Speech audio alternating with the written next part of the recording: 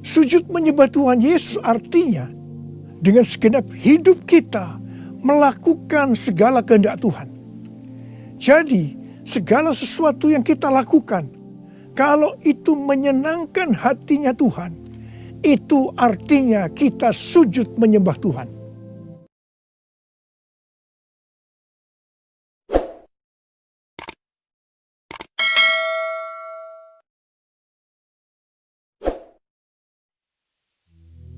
Shalom semuanya.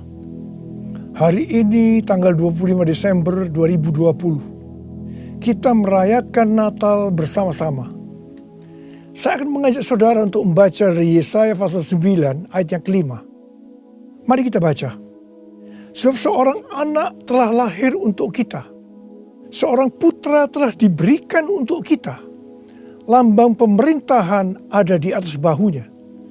Dan namanya disebutkan orang Penasehat Ajaib, Allah yang perkasa, Bapa yang kekal, Raja Damai.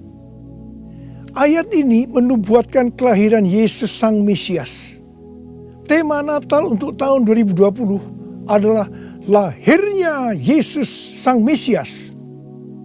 Kisah Para Rasul 4 ayat 12 berkata bahwa keselamatan tidak ada di dalam siapapun juga selain di dalam Dia. Sebab di bawah kolong langit ini tidak adalah nama lain yang diberikan kepada manusia yang olehnya kita dapat diselamatkan. Hanya di dalam nama Tuhan Yesus Kristus. Yesus Kristus adalah Allah yang menjelma menjadi manusia. Yesus adalah Mesias yang artinya juru selamat. Kata Mesias hanya dipakai untuk Allah. Tidak pernah dipakai untuk manusia atau pekerjaannya. Yesaya mencatat 4 nama yang menandai tugas Yesus sebagai Mesias. Yang pertama, penasehat yang ajaib. Sebagai penasehat, maka Tuhan Yesus akan menyingkapkan rencana keselamatan yang sempurna dan akan menunjukkan kepada kita jalan untuk mendapatkan hidup yang kekal. Yang kedua, Allah yang perkasa. Di dalam Yesus selaku Mesias, seluruh kepenuhan kealahan akan berdiam secara jasmani. Sebab Yesus adalah Allah yang menjelma menjadi manusia. Yang ketiga, Bapa yang kekal. Yesus datang bukan hanya untuk memperkenalkan Bapa surgawi, tetapi ia juga akan bertindak sebagai Bapa kepada umatnya secara kekal. Ia penuh belas kasihan. Ia mengasihi, melindungi, dan menyediakan kebutuhan anak-anaknya. Yang keempat, Raja Damai.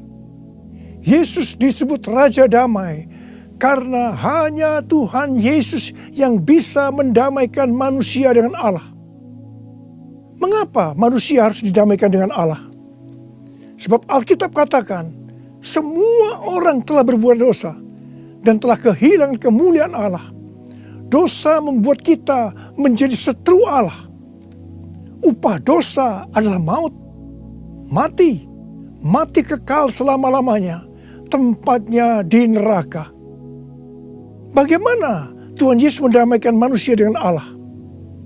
Alkitab berkata dalam 2 Korintus 5 ayat 21, Dia yang tidak mengenal dosa telah dibuatnya menjadi dosa oleh karena kita, supaya dalam Dia kita dibenarkan oleh Allah. Tuhan Yesus yang tidak mengenal dosa dijadikan dosa oleh karena kita. Artinya Tuhan Yesus harus mati menggantikan kita. Kita yang sebenarnya harus mati, tetapi Tuhan Yesus menggantikan kita. Supaya setiap orang yang percaya kepada Tuhan Yesus dibenarkan oleh Allah. Artinya didamaikan dengan Allah.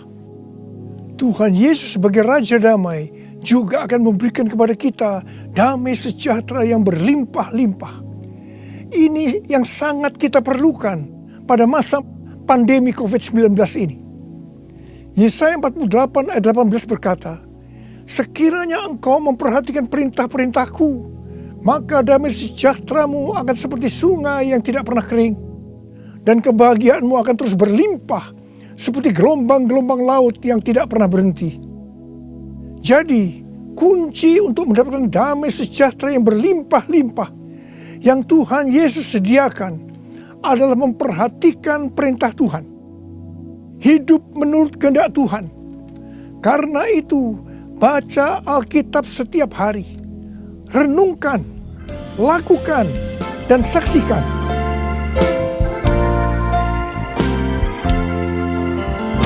Yesus telah lahir ke dalam dunia ini.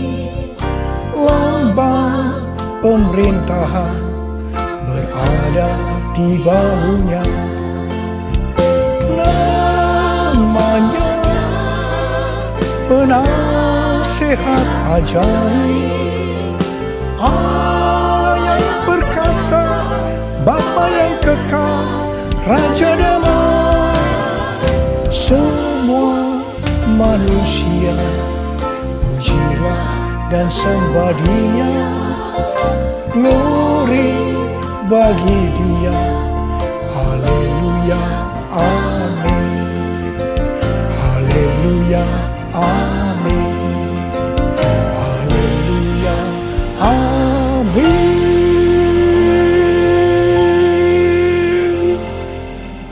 Pada waktu Tuhan Yesus lahir ke dalam dunia ini, ada beberapa peristiwa yang terjadi yang mengajarkan kepada kita bagaimana seharusnya kita menyambut kedatangan Tuhan. Peristiwa pertama dalam Lukas 2 ayat 8 sampai dengan 12, yaitu yang dilakukan oleh para gembala. Pada waktu para gembala sedang menjaga ternak di waktu malam, tiba-tiba mereka didatangi oleh malaikat Tuhan, dan kemuliaan Tuhan meliputi mereka. Mereka sangat ketakutan. Malaikat berkata kepada para gembala, "Jangan takut, sebab sesungguhnya aku memberitakan kepadamu kesukaan besar untuk seluruh bangsa. Hari ini telah lahir bagimu Juru Selamat, yaitu Kristus Tuhan di kota Daud. Dan inilah tandanya bagimu. Kamu akan menjumpai seorang bayi dibungkus dengan lampin dan terbaring di dalam palungan." Mereka tidak mengerti apa yang dikatakan oleh malaikat tadi. Tetapi mereka taat, pergi ke Bethlehem di kota Daud untuk menjumpai Sang Mesias. Di sini kata kuncinya adalah ketaatan. Peristiwa kedua di dalam Lukas 2 ayat 13 dan 14, yaitu adanya nyanyian para malaikat dan banyak bala tentara surgawi yang memuji Allah. Kemuliaan bagi Allah di tempat yang maha tinggi, dan damai sejahtera di bumi di antara manusia yang berkenan kepadanya. Di sini kata kuncinya adalah doa, pujian, penyembahan bersama-sama dalam unity siang dan malam. Peristiwa yang ketiga ada di dalam Matius 2 ayat 11 bagian A, yaitu waktu orang Majus sujud menyembah Sang Mesias. Di sini kata kuncinya adalah sujud menyembah Sang Mesias. Peristiwa yang keempat terdapat dalam Matius 2 ayat 11b. Orang Majus membuka tempat harta bendanya dan mempersembahkan emas, kemenyan, dan mur. Di sini kata kuncinya adalah mempersembahkan emas, kemenyan, dan mur.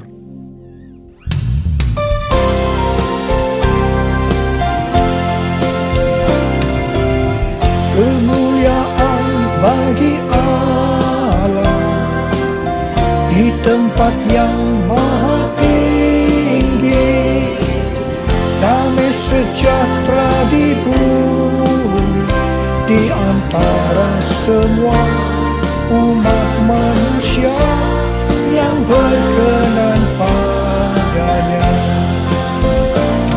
yang berkenan padanya.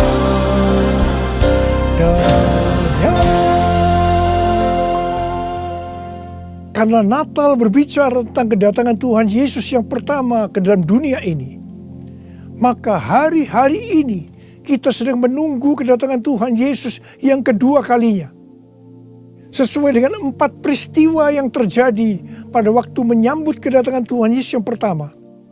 Maka ada 4 hal yang harus kita lakukan untuk menyambut kedatangan Tuhan Yesus yang kedua kali.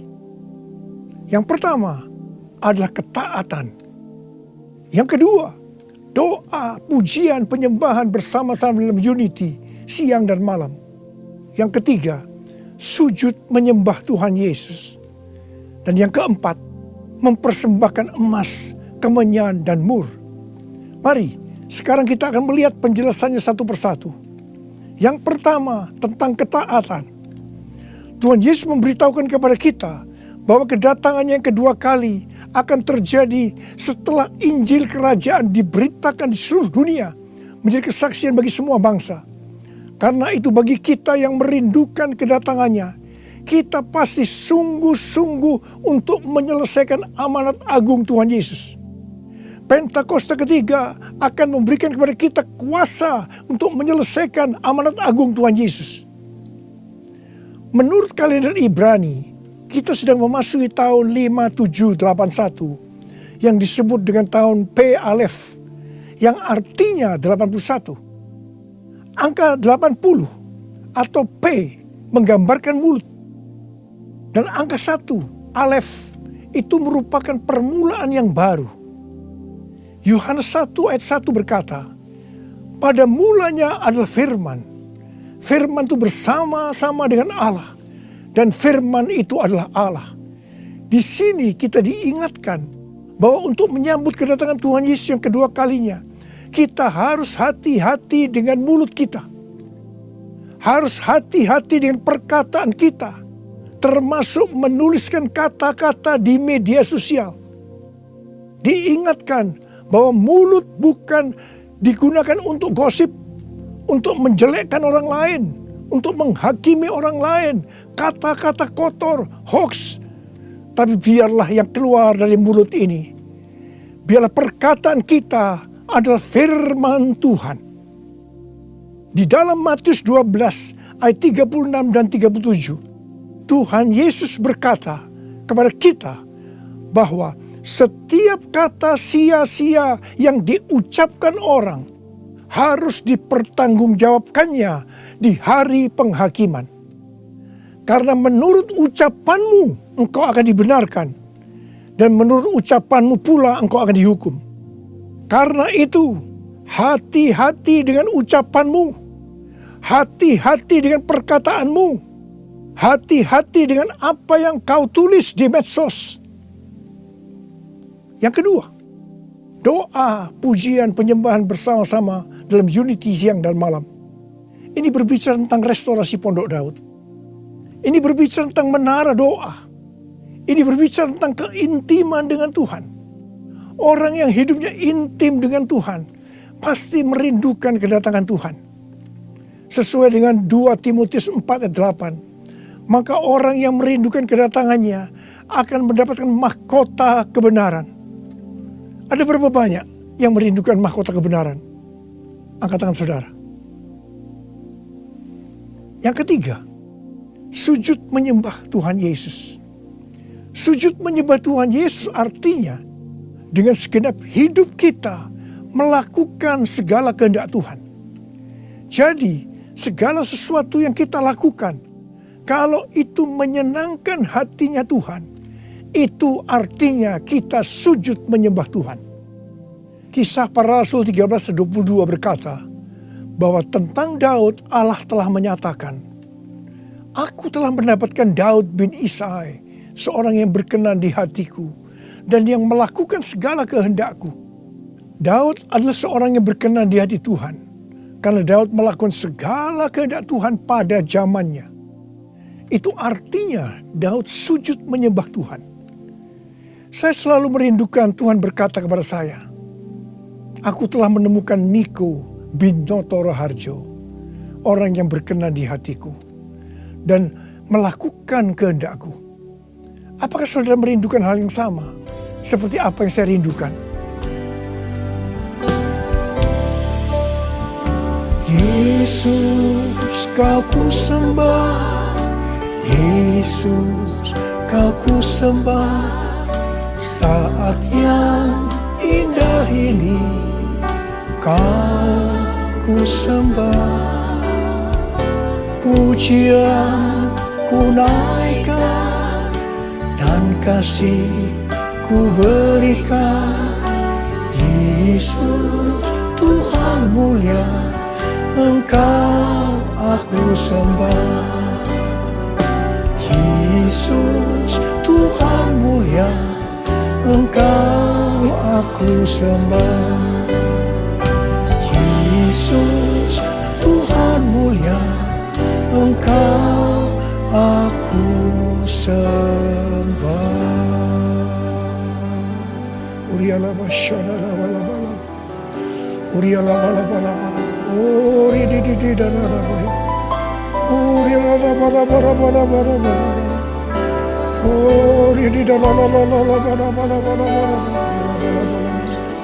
uri di bishika la bala bala, ura la la bala bala bala bala, uriala la bala bala bala, uri di bala bala bala bala. Yang keempat, mempersembahkan emas, kemenyan, dan mur. Sesuai dengan apa yang dituliskan dalam Alkitab, maka kita akan berbicara dalam arti secara rohani. Emas berbicara tentang kekudusan atau kemurnian. Sikap, tindakan, dan ucapan kita harus kudus. Sebab tanpa kekudusan tidak ada seorang pun akan melihat Tuhan. Di dalam 2 Petrus 3 ayat 10-14 tertulis, tetapi hari Tuhan akan tiba seperti pencuri. Pada hari itu langit akan lenyap dengan gemuruh yang dahsyat, dan unsur-unsur dunia akan hangus dalam nyala api, dan bumi dan segala yang ada di atasnya akan hilang lenyap. Jadi, jika segala sesuatu ini akan hancur secara demikian, betapa suci dan salehnya kamu harus hidup, yaitu kamu yang menantikan dan mempercepat kedatangan hari Allah. Pada hari itu langit akan binasa dalam api, dan unsur-unsur dunia akan hancur karena nyalanya. Tetapi sesuai dengan janjinya, kita menantikan langit yang baru dan bumi yang baru, di mana terdapat kebenaran. Sebab itu saudara-saudaraku yang kekasih, sambil menantikan semuanya ini, kamu harus berusaha supaya kamu kedapatan tak bercacat dan tak bernoda di hadapannya dalam perdamaian dengan Dia. Emas biasanya dikaitkan dengan kekayaan, kesuksesan, dan kekuasaan. Kebanyakan motivasi dari orang yang bekerja atau berusaha adalah untuk mendapatkan ketiga hal ini untuk dirinya sendiri. Tetapi kita diminta untuk mempersembahkan semuanya itu kepada Tuhan. Sehingga kita tidak akan cinta uang, kita tidak akan sombong, dan tetap mengasihi sesama manusia seperti mengasihi diri sendiri. Emas juga berbicara tentang sesuatu yang mahal harganya. Saya tidak tahu apa yang mahal harganya bagi saudara. Mungkin itu uang, mungkin waktu yang kita punya, mungkin itu harga diri. Tuhan mau semuanya dipersembahkan kepada Dia. Abraham diminta untuk mempersembahkan Ishak, anaknya yang tunggal, yang sangat berharga dan dikasihinya, yang didapatkan pada masa tuanya. Abraham lulus ujian ketika ia dengan rela mempersembahkan Ishak, hartanya yang paling mahal, dan Tuhan memberkati Abraham beserta keturunannya berlimpah-limpah-limpah. Sekarang kita akan berbicara tentang kemenyan. Yang pertama, kemenyan berbicara tentang korban. Sesuai dengan Roma 12 ayat 1, kita diminta untuk mempersembahkan tubuh kita sebagai korban yang hidup, kudus, dan berkenan kepada Tuhan. Itu adalah ibadah kita yang sejati. Kita harus hidup bagi Tuhan, menyembah Dia, menaati Dia, bersama Dia menentang dosa, membela kebenaran, menolak dan membenci kejahatan, melakukan pekerjaan yang baik untuk orang lain, seperti yang dilakukan oleh Tuhan Yesus, mengikut Dia, melayani Dia, hidup dipenuhi Roh Kudus, dan hidup sesuai pimpinan Roh Kudus. Hidup kudus dan berkenan kepada Tuhan, itu artinya kita harus memisahkan diri dari dunia dan makin intim dengan Dia. Jadi, untuk hidup kudus dan berkenan kepada Tuhan, kita harus berkorban. Korban itu sesuatu yang menyakitkan bagi kedagingan kita. Tidak benar kalau menjadi orang Kristen yang santai, bisa berbuat apa saja dan tetap masuk surga. Yang kedua, kemenyan berbicara tentang persembahan yang menyenangkan hatinya Tuhan. Yang ketiga, kemenyan berbicara tentang doa. Doa yang dilakukan setiap waktu dalam roh, dengan tidak putus-putusnya untuk orang kudus. Ini merupakan senjata Allah untuk melawan tipu muslihat iblis. Hari-hari ini kita sedang memasuki masa peperangan rohani yang dahsyat untuk merebut jiwa-jiwa dari tangan si iblis. Sekarang kita akan berbicara tentang mur.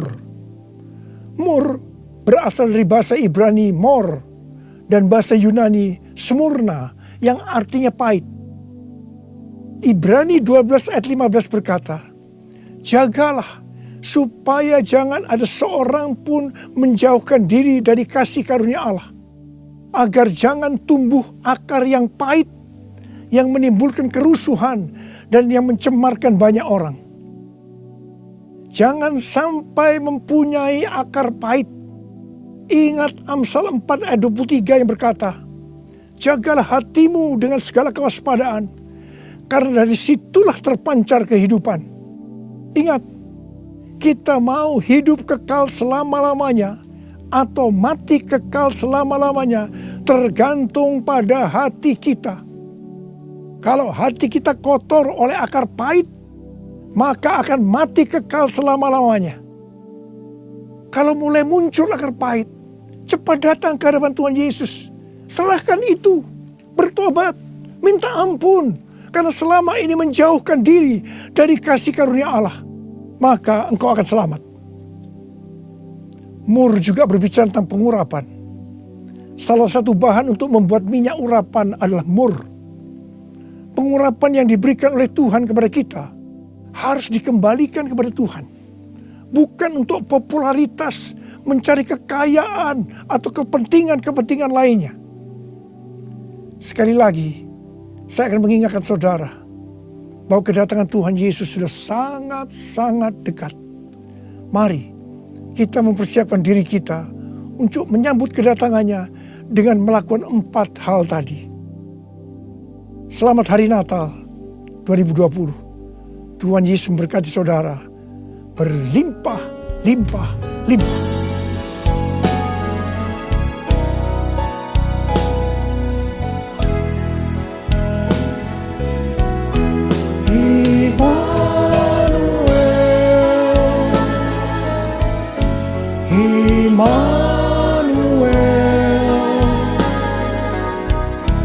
Namanya disebut Immanuel, Allah serta dalam kita. Namanya disebut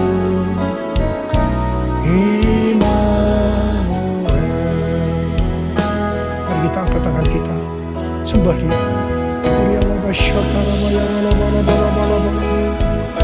Oh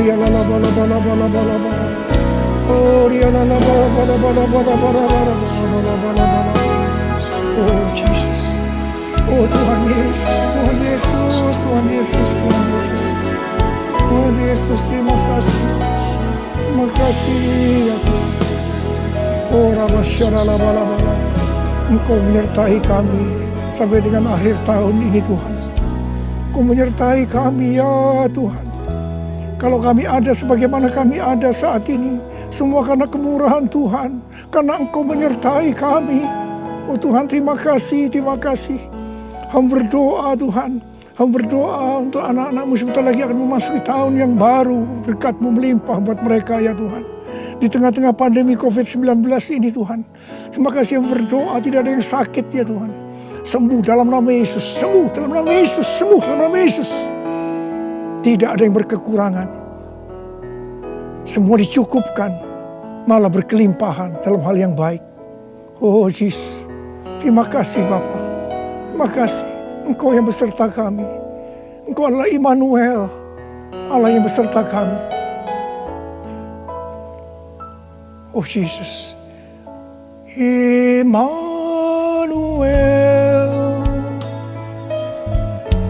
Immanuel.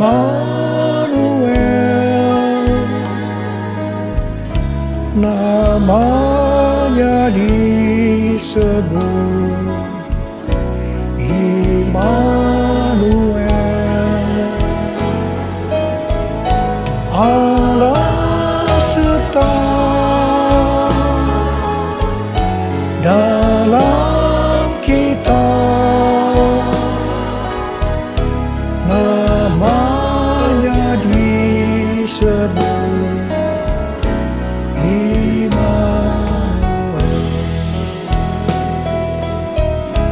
namanya disebut Immanuel.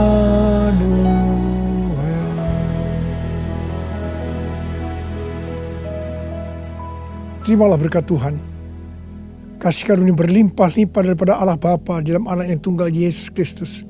Persekutuan yang manis dengan Roh Kudus menyertai saudara sekalian mulai hari ini sampai Tuhan Yesus datang menjemput kita di awan-awan. Dan bahkan sampai selama-lamanya. Yang percaya bersama-sama katakan amin.